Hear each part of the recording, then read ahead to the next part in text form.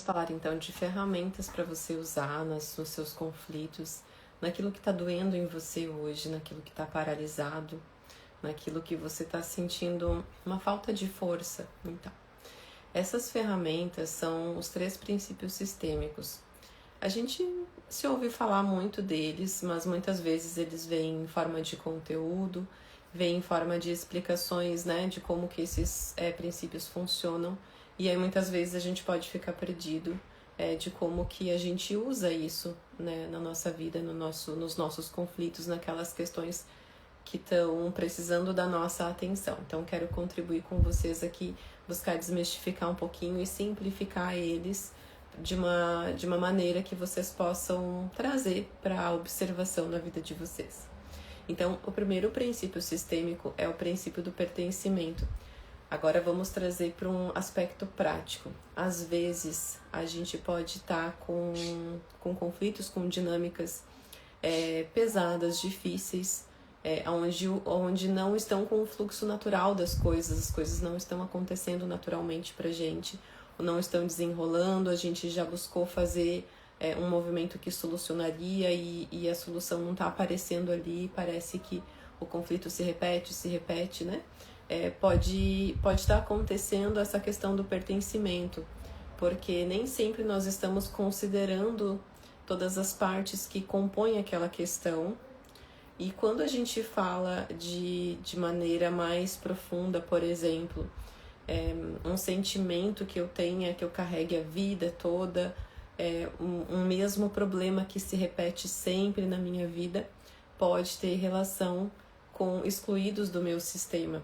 Um exemplo para vocês é quando acontecem abortos no sistema, muitas vezes a mãe que fez o aborto, ou a mãe que teve ali um aborto espontâneo, ela se auto-sabota a vida toda. Então ela passa uma vida com uma sensação de estar empacada, com uma sensação das coisas não funcionarem para ela, de ela passar pelo esforço de conquistar as coisas, mas quando chega no momento de colher, no momento onde as coisas fluiriam com mais facilidade, acontece alguma coisa e muda tudo aquilo ali, né? Então, é importante a gente olhar para nossa família e enquanto mulheres que estiverem me assistindo, buscar trazer essa reflexão. Será que eu tive gestações, né, de filhos que não nasceram e eu não assumo e ainda não integro como filhos? Será que a minha mãe, será que eu tenho irmãos que possam ter sido abortados e ficar guardado tão em segredo que eu possa não saber? Os meus pais tiveram irmãos que envolveram abortos ou alguma questão assim logo ao nascimento, e aí em função da dor que a família quer preservar, muitas vezes preserva a existência daquele membro na família. Será que todos os filhos, né, todas as pessoas que foram concebidas naquela família têm um lugar? Às vezes tem filhos fora do casamento que ficaram guardados em segredo e ninguém sabe da existência. Então, explorar um pouquinho dessa maneira mais profunda na nossa família, isso pode nos ajudar. Às vezes nós não somos as pessoas que carregamos a ressonância com esses que faltaram, mas aí no nosso sistema a gente vai perceber isso, né? Observando pessoas que se sentem isoladas, pessoas que se sentem muito sozinhas, tem aquela solidão muito profunda, pessoas que vibram mais uma energia de morte do que uma energia de vida. Então, dá essa atenção para que todos que pertencem ao nosso sistema tenham o direito de pertencer, é bem importante. E isso vai para além da nossa família biológica. Todos pertencerem na nossa família biológica é extremamente importante. Um detalhe que eu não lembrei aqui que é comum são pessoas de casamentos anteriores ou que tiveram promessa de casamento, um envolvimento assim. Essas pessoas passam a fazer parte do sistema da nossa família quando elas se envolvem com alguém da nossa família. Então, são pessoas que a gente também tem que ter essa consideração, né? Que fazem parte do sistema e dá um lugar, né? Para todos. Porém, a gente também vai observar isso, por exemplo, nas escolas. Não sei se vocês já perceberam, já ouviram falar, assim, numa turma, por exemplo, ter sempre um aluno que se apresenta bem problemático, que incomoda muito, que chama muita atenção, que gera muito problema, né? Muitas vezes esse aluno ele está em ressonância com algum outro aluno que tenha sido excluído dessa turma. Quando que é excluído? Quando um aluno é expulso, quando isso expulso num primeiro momento, sem uma preparação, sem uma organização, né? Sem um preparo para aquela turma como um todo. Quando alguém, vou dar um exemplo, assim, um aluno faz alguma coisa e ninguém olha profundamente para aquele ato, ninguém olha sistemicamente para aquele ato, observando todas as partes envolvidas, e se faz logo um julgamento, e aí numa expulsão, né, drástica, aquele aluno tem que sair, né, não tem mais o direito de fazer parte daquela turma. Então, geralmente um outro aluno que chega depois, ou um outro colega que tá com uma energia mais fraca, né, tá com menos força ali, assume as dores daquele que saiu e passa a adotar os mesmos comportamentos. Então, isso pode explicar alguns conflitos escolares. Da mesma maneira, uma professora que é excluída, né? O quadro de professores acaba sentindo isso, né? E também a gente percebe no ambiente corporativo, quando algum colega, quando acontece isso com um membro, né, do sistema corporativo da empresa em si, pode gerar essa ressonância. E isso acontece porque todos os membros de um sistema, ou seja, um sistema familiar, ou como a gente falou, empresarial, escolar, todos os membros, eles sempre são como se fossem pontos e fontes de força para aquele sistema. Então, eles precisam ser respeitados, precisam ser considerados. Às vezes, chega um momento de partir, mas isso precisa ser feito de uma maneira madura, de uma maneira responsável, de uma maneira respeitosa, para que não gere dano para o sistema. E muitas vezes acontece isso, sabe? Em nome, por exemplo, da moral, a gente exclui um membro da nossa família por não seguir a mesma religião que todos, ou por não ter a mesma opção sexual que a gente espera, ou a gente julga por ter comportamentos diferentes, por fazer coisas diferentes, né? E sente que está ferindo o sistema e aí por isso exclui. E isso acaba trazendo essa densidade, né? E outros membros do sistema acabam tomando as dores. Isso não é feito de uma maneira consciente. Isso sempre acontece de uma maneira inconsciente. E por isso que muitas vezes isso está atuando em nós, nos nossos conflitos, como um ponto cego, como algo que a gente não consegue enxergar e não sabe que nós estamos fazendo. E quando a gente constela, ou quando a gente traz para a consciência e para a nossa observação esse conhecimento sistêmico, muitas vezes a gente consegue resolver algumas questões que nós possamos estar carregando aí, conectados com essa dinâmica. Então, nos meus atendimentos mesmo, é de muito alívio quando uma pessoa ali que está vibrando uma energia, ela está mais morta do que viva, por exemplo, né? Quando a pessoa começa a sessão e relata, e é um alívio muito grande quando ela consegue acolher, incluir os irmãos abortados, né, que jamais ela considerava como irmãos, porque às vezes eu pergunto para a pessoa, é só você, ou é só você, sua irmã, que ela citou, né, no início, e sim, aí eu pergunto, teve alguma outra gestação, tua mãe teve alguma outra gestação, teve alguma concepção, e aí a criança não nasceu? Aí perguntando dessa maneira, a gente tem a informação, ou muitas vezes a gente nem assim, às vezes a gente vai sentir no campo da constelação, né? Então é um alívio quando a gente consegue incluir todos que pertencem. É muito nítido num atendimento ver até a expressão facial de quem eu estou atendendo quando essa inclusão precisa ser feita, e quando ela é feita, como que isso reverbera assim na alma, no brilho da pessoa, assim, na postura, em tudo. E aí depois a gente tem muitos relatos de alívio naquilo que a pessoa estava sentindo antes. Por isso que eu estou trazendo isso para vocês, porque muitas vezes a gente não precisa esperar sentir os efeitos, né, dessa ressonância para a gente ir buscar o alívio, a cura, né, a harmonia disso. A gente precisa já, de antemão, olhar para o nosso sistema e ver se todos que pertencem estão tendo esse direito de pertencer, né? Buscar saber das histórias, da nossa ancestralidade e da mesma maneira levar essa postura para a nossa vida, nos ambientes que a gente vai, nos grupos que a gente entra. Se todas as pessoas que estão naquele grupo, se todas as pessoas que estão naquela empresa, se todas as pessoas que estão naquela turma, se elas estão sendo consideradas, se elas estão sendo respeitadas, e se nós estamos fazendo isso, né, estamos dando lugar para todos, porque muitas vezes nós estamos com uma postura exclusiva, excluindo outros que têm, muitas vezes, um movimento diferente da gente, né, que fere, às vezes, os valores da nossa família, da nossa moral, mas o quanto que com isso, muitas vezes, a gente acaba excluindo outro ser humano, excluindo outra pessoa em função disso, né? Então, para a gente trazer isso para a consciência, essa é uma ferramenta que a gente pode aplicar para obter alívio das questões que a gente está trazendo. Quando elas envolvem isso, fazer a inclusão vai nos trazer muito alívio. Quando não envolve isso, muitas vezes pode estar envolvendo um desequilíbrio entre o dar e receber nas relações.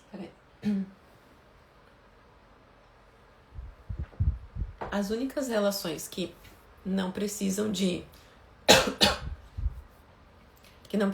troca para nutrir o vínculo e que não devem ter essa troca são as relações de pais para filhos, né, de filhos para pais. Então, nas relações de pais e filhos, os pais dão e os filhos recebem, e assim é o fluxo. Na relação entre iguais, que, por exemplo, seria de casamento, né, afetiva, de amizades, de colegas de trabalho, a gente precisa manter esse equilíbrio da gente dar de nós, né, fazer pelo outro e também saber receber.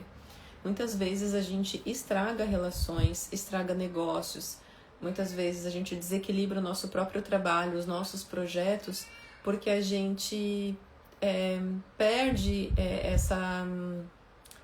essa percepção se a gente está dando demais ou está recebendo demais, sabe? Aí às vezes nós vamos como uma criança, por exemplo, que está ali querendo receber dos pais, às vezes essa criança não foi vista como ela gostaria ali pelos pais, não recebeu o suficiente, e aí ela segue pedindo para a vida, pedindo para os outros, né, para as pessoas que elas se relacionam, esperando que os outros vão dar aquilo que os pais não deram. Então, quando acontece isso, essa pessoa, ela é uma pessoa que dá pouco nas relações, que ela não vê a capacidade de trocar com os outros, de equilibrar esse dar e receber. Então, ela só pede, ela só quer usufruir, e ela não se coloca ali nessa dinâmica de dar também.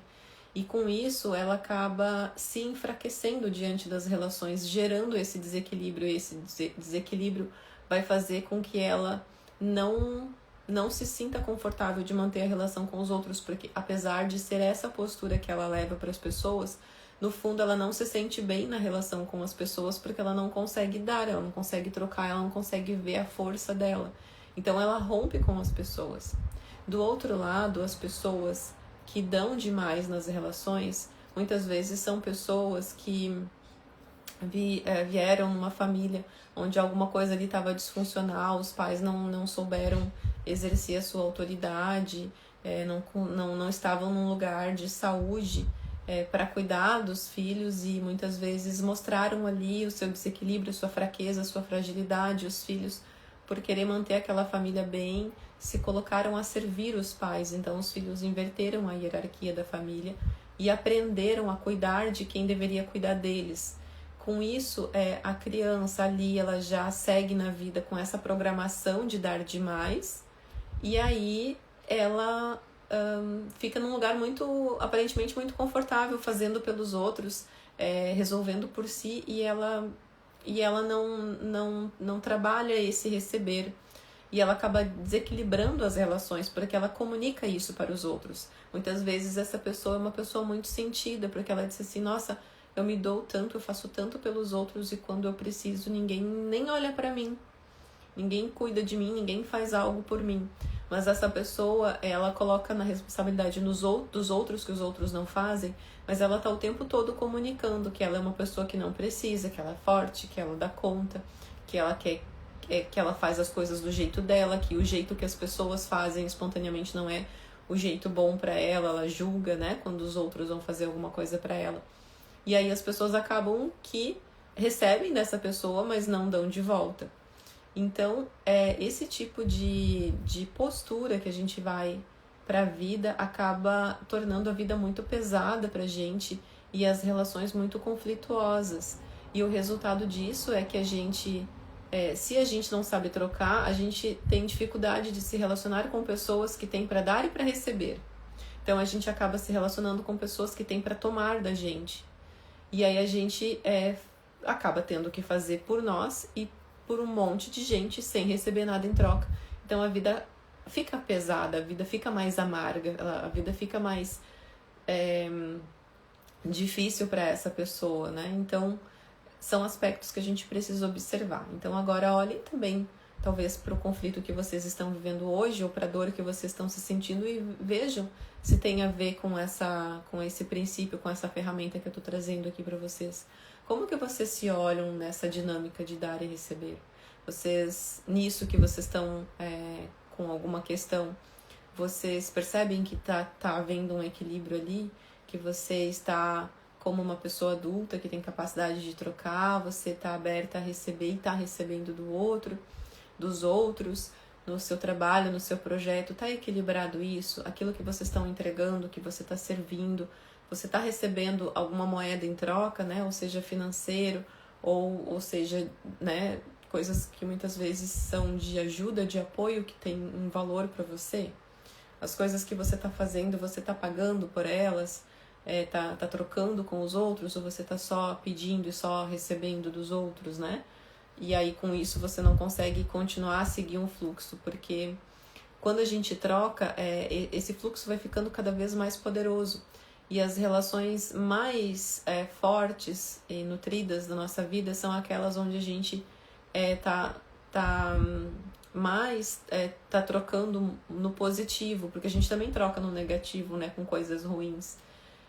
Mas quando a gente está trocando no positivo, que eu faço algo bom para alguém, essa pessoa não me paga na mesma moeda, mas faz algo de valor semelhante a mim, eu fico grata por essa pessoa, muitas vezes ela me faz algo mais valioso ainda do que o que eu fiz por ela, então eu vou me sentir um pouco em dívida, eu vou fazer mais por essa pessoa, e aí essa relação vai ficando agradável, né? Então tá tendo essa saúde desse equilíbrio entre dar e receber, ou de repente esse conflito que você tá vivendo hoje, você tá percebendo agora que talvez você tá equivocada, talvez você tá indo com as necessidades que a tua criança tem dentro de você que ainda não foi atendida. Será que você está esperando do chefe, do colega, do parceiro, aqueles cuidados que você não recebeu do teu pai e da tua mãe? Será que é isso que está acontecendo e que está atuando aí?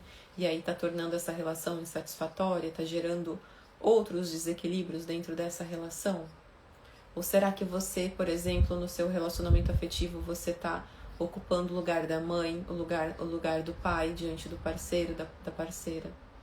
Será que pode estar acontecendo isso? Você está, né, não tá equilibrando e está ocupando outros papéis, está representando outras coisas? Porque quando a gente está representando outras coisas, as coisas tendem a conflitar, né? Então, aplica esse conhecimento, essa ferramenta naquilo que você está vivendo hoje para verificar se você encontra uma solução aí e algo que você precisa fazer de diferente, algo que você precisa ativar aí. Ou seja, se está dando pouco, dar um pouco mais, ou se está recebendo pouco, ativar esse receber, né? Porque tem a grandeza quando a gente sabe fazer algo, a gente faz isso pelo outro, ou tem algo. A gente se sente rico quando a gente tem algo para dar para o outro que o outro precisa, né? E a gente precisa ter essa grandeza também no receber, né? Porque o outro está se sentindo rico quando está dando algo que a gente precisa. Ter esse olhar, né? Agradável para receber, né? Acreditando ativando a gratidão daquilo que a gente recebe, valorizando aquilo que a gente recebe. Isso eu vejo que existe uma grandeza aí, né, pra gente receber. E a terceira ferramenta é a hierarquia, que as coisas têm uma ordem e nem sempre a gente está respeitando essa ordem. Vou dar um exemplo para vocês que eu tô passando, não é férias, porque eu tô trabalhando mais do que eu sempre trabalhei, né? Mas eu tô na casa da minha mãe, enquanto em Portugal, onde eu moro, tá no inverno, lá tava com muitas chuvas, eu vim curtir o verão e também para estar com a família. E aqui eu tenho aproveitado para trabalhar, eu tô na casa da mãe. Então, essa hierarquia, ela, para que eu fique aqui um tempo maior, né? Essa hierarquia tem que funcionar bem para mim. Então, eu tenho que ter clareza de quem que é essa casa, né? E ela também tem em relação a mim essa hierarquia de ser a mãe. Então eu não posso chegar aqui desrespeitando, querer que as coisas funcionem aqui do meu jeito igual eu faço funcionar na minha casa, por exemplo. Então tem lugar para as coisas. Se a gente não respeita essa hierarquia, tende a dar muito conflito. E eu tô falando isso, trouxe esse exemplo para vocês, não é para falar de mim não, mas assim, vocês não fazem ideia que eu era diferente, que eu não tinha essa noção, né? Teve épocas até que eu já morava fora e eu fui para casa da minha mãe e do meu pai e eu achei que eles guardavam muita besteira, muita coisa, tinha muito acúmulo assim, e eu coloquei um monte de coisa fora. Eu não sabia que isso era desrespeitoso, que ali era a casa deles, tinha que ser as regras deles, sabe? Eu converso com muitos filhos e quando eu trago esse conhecimento, a pessoa fica chocada com o que ela tem feito, sabe? Que muitas vezes ela tem um mau relacionamento com o pai, um mau relacionamento com a mãe, e ela é uma pessoa em que vai na casa dos pais, em que dita a ordem e que diz como que as coisas têm que ser feitas, não respeita as vontades dos pais sobre a própria vida deles, sabe? Então isso é muito comum acontecer, a gente faz sem saber. Na verdade, a gente faz na melhor das intenções. A exemplo do que eu dei, eu queria que eles tivessem uma casa mais leve, uma coisa assim com um fluxo melhor das coisas, achasse mais as coisas que precisavam, né? Então, mesmo que tenha boa intenção, a gente não pode ter o desrespeito. E da mesma maneira a gente leva esse respeito à hierarquia para os outros lugares que a gente vai, para tudo que a gente vai fazer. Então, talvez você tenha começado numa empresa onde você tinha uma expertise muito grande naquela área e chegou, por exemplo, numa empresa que está começando ali e onde fazem muitas coisas que é diferente daquilo que você sabe que deveria fazer. E aí você, no que você poderia contribuir, né, de uma maneira humilde, trazendo um conhecimento, uma informação, você vai lá e tende a julgar aquilo como é feito e criticar e querer que as coisas passem a funcionar do seu jeito, sendo que você não está num alto cargo ali, sendo que você está vamos supor, numa função de base ali. E isso gera muito conflito, porque todas as pessoas que estão na hierarquia acima de você vão se sentir muito incomodadas, vão se sentir desrespeitadas e vai começar a gerar conflito muitas vezes para além de você ali dentro. Então, o quanto a gente, quando vai entrar num lugar, a gente precisa entrar com respeito, respeitar a hierarquia que já existe ali. E se a gente não for capaz de respeitar essa hierarquia, então a gente não pode ocupar esse espaço. Então a gente não pode fazer parte daquilo ali, sabe? Ou um exemplo, eu vou entrar num grupo de estudos agora e eu vou chegar e vou arrasar com tudo que tem ali e vou querer fazer as coisas do meu jeito, né? Então eu não tô respeitando as pessoas que já estão muitas vezes há anos ali fazendo as coisas daquele jeito, se beneficiando daquela maneira.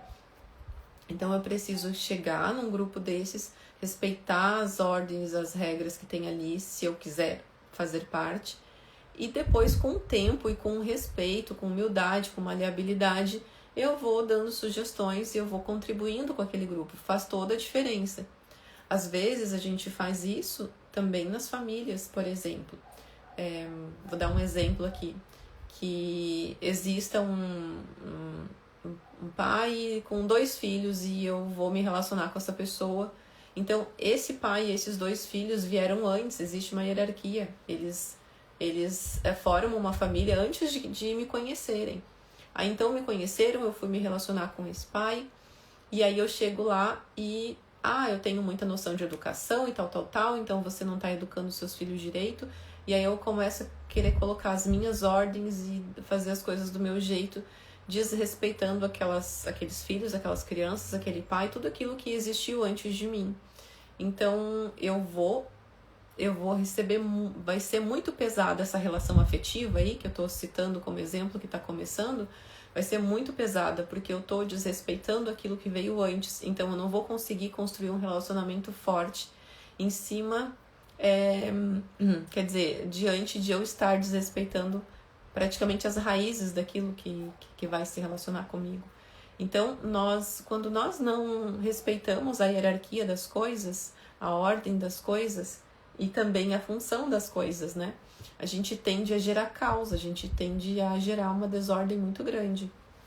A função também, além de hierarquia, por exemplo, numa empresa, é importante que esteja muito claro a função de cada um, a hierarquia que existe lá, porque quando um quer julgar a função do outro, quer ocupar a função do outro, gera muito atrito. E não são só nas empresas, vou dar um exemplo aqui. Às vezes, o irmão mais novo na família se porta como o irmão mais velho, e aí desanda, e os irmãos daqui a pouco já estão todos brigando e ninguém se entende mais. Quando, por exemplo, um irmão quer fazer a função do pai ou da mãe em relação aos irmãos, da briga de irmãos também, às vezes é aí que está a raiz, sabe? Quando os filhos querem se colocar no lugar acima dos pais, querem ser os pais dos pais, dá conflito nessa relação de pais e filhos. Então, aonde você com a melhor das intenções estiver ocupando o lugar de outro, vai gerar conflito, vai conflitar, vai gerar peso. O fluxo das coisas não vai acontecer da melhor maneira possível, vai acontecer da maneira geralmente mais difícil. Então essa é uma outra ferramenta para você observar se naquilo que está doendo aí hoje, naquilo que está mais pesado, que está difícil, se você está respeitando as pessoas que fazem parte e o lugar que elas ocupam, a hierarquia. Até mesmo porque quando a gente respeita a hierarquia acima da gente, a gente também sabe ser autoridade e desenvolver a hierarquia daquilo que está abaixo da gente com respeito, com leveza. E quando eu não sei respeitar a hierarquia da minha própria família, um exemplo dos meus pais, eu geralmente atraio o desrespeito das pessoas que estão abaixo de mim. Então, não estar nesse fluxo hierárquico aí positivamente, né, nas coisas organizadinhas, faz com que a gente leve caos, leve desordem para tudo aonde a gente vai também, sabe? Então, eu espero ter contribuído com vocês. Depois deem um feedback se essa linguagem que eu usei, esses exemplos que eu trouxe, tornou um pouco mais fácil de entender e um pouco mais prático esses princípios, porque eles são muito importantes. Eu diria para vocês que, claro que quando eu vou fazer um atendimento eu avalio várias outras coisas, mas esses 3 princípios é algo que eu sempre vou observar. E na maioria das vezes, aquilo que a pessoa está trazendo ali, está compartilhando, que está sendo difícil para ela, que está tendo problema, que está doendo, que está pesado, que está paralisado, algo assim, muitas vezes tem relação com um desses 3 princípios. E nós precisamos aplicar uma dessas 3 ferramentas para a coisa poder desenrolar, poder fluir, poder se harmonizar. Então, é bem precioso essas ferramentas. Eu espero que vocês saibam aplicar na vida de vocês. Se vocês tiverem dúvida e se derem conta de que vocês estão infringindo uma delas e como que vocês colocam em prática e reorganizam isso, né, nessa relação, vocês podem me chamar ali no direct e dentro do que eu puder eu contribuo com vocês ali com o meu conhecimento. Um beijo.